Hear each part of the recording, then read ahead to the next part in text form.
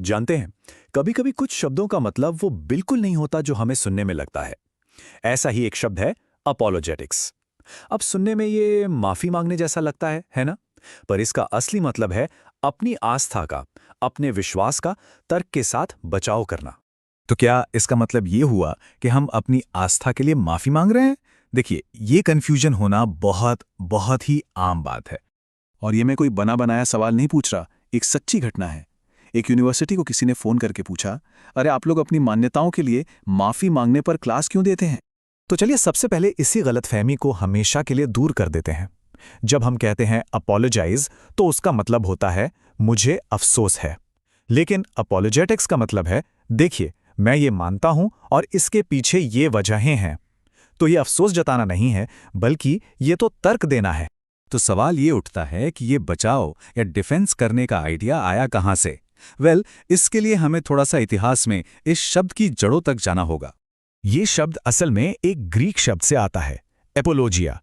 इसका मतलब था एक फॉर्मल लॉजिकल डिफेंस।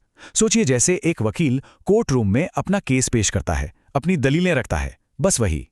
एक धर्मशास्त्री हैं क्लार्क पेनॉक। उन्होंने इसे बहुत ही बढ़िया तरीके से समझाया है।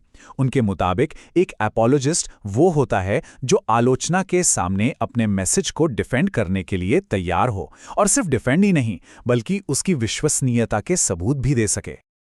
और पता है, ये कोई नया या मॉडर्न आइडिया बिल्कुल नहीं है। ये जो शब्द है एपोलॉजिया, ये न्यू टेस्टामेंट में एक दो बार नहीं बल्कि पूरे 8 बार आता है। इससे अंदाजा लगाया जा सकता है कि ये कॉन्सेप्ट कितना पुराना और जरूरी है। इसके कुछ बहुत ही जबरदस्त उदाहरण हैं। जैसे प्रेरित पॉल को हम देखते हैं, जो अदालत में अपना कानूनी बचाव कर रहे हैं। फिर वो सुसमाचार की सच्चाई का बचाव करते हुए भी दिखते हैं। लेकिन सबसे जरूरी बात यह है कि इसे हर विश्वासी के लिए एक जिम्मेदारी बताया गया है। जी हाँ, 1 पतरस 3:15 में ये बिल्कुल साफ साफ लिखा है। ये काम सिर्फ कुछ गिने चुने विद्वानों या धर्मगुरुओं का नहीं है, बल्कि हर अनुयायी के लिए ये एक आदेश है कि वो अपनी आशा का कारण बताने के लिए हमेशा तैयार रहे। लेकिन अगर हम बात करें अपोलोजेटिक्स के सबसे बड़े, सबसे बेहतरीन उदाहरण की, तो हमें सीधे यीशु की तरफ देखना होगा। अब एक मजेदार बात यह है कि यीशु ने खुद कभी भी एपोलोजिया शब्द का इस्तेमाल नहीं किया, कभी नहीं। लेकिन उनका पूरा जीवन, उनकी पूरी शिक्षा इसी का एक लाइव डेमोन्स्ट्रेशन थी। वो सिर्फ अधिकार से नहीं कहते थे कि मान लो, वो तर्क देते थे, वजह बताते थे। तो वो करते क्या थे? जब भी उनके आलोचक उनसे सवाल करते थे, उनका एक पैटर्न था। पहला, वो सबूतों का हवाला देते थे। दूसरा, वो लॉजिकल आर्ग्यूमेंट्स यानी तार्किक दलीलों का इस्तेमाल करते थे। और तीसरा, वो अपने आलोचकों की बातों का तर्क के साथ रैशनली खंडन करते थे। और इसी बात को दार्शनिक डगलस क्रूथोइस भी कंफर्म करते हैं। वो कहते हैं कि यीशु मसीह एक ब्रिलियंट थिंकर थे। उन्होंने अपने आलोचकों को चुप कराने के लिए और अपने विचारों की सच्चाई को साबित करने के लिए लॉजिक का इस्तेमाल किया। ये दिखाता है कि विश्वास और तर्क साथ साथ चल सकते हैं। अब शायद लग सकता है कि ये सब न्यू टेस्टामेंट की बातें हैं, लेकिन तर्क के साथ अपनी बात रखने की ये जो परंपरा है ना, ये इससे भी कहीं ज्यादा पुरानी है। इसकी जड़ें बहुत बहुत गहरी हैं। अक्सर एक गलतफहमी होती है कि अपोलोजेटिक्स की शुरुआत न्यू टेस्टामेंट से हुई, पर सच तो यह है कि विश्वास के लिए सबूत देने की ये जो स्टाइल है, ये हमें ओल्ड टेस्टामेंट में जगह जगह बिखरी हुई मिलती है। जरा सोचकर देखिए, जब एलिया ने बाल के नबियों को चैलेंज किया, तो वो क्या कर रहे थे? वो एक तरह से सबूत मांग रहे थे।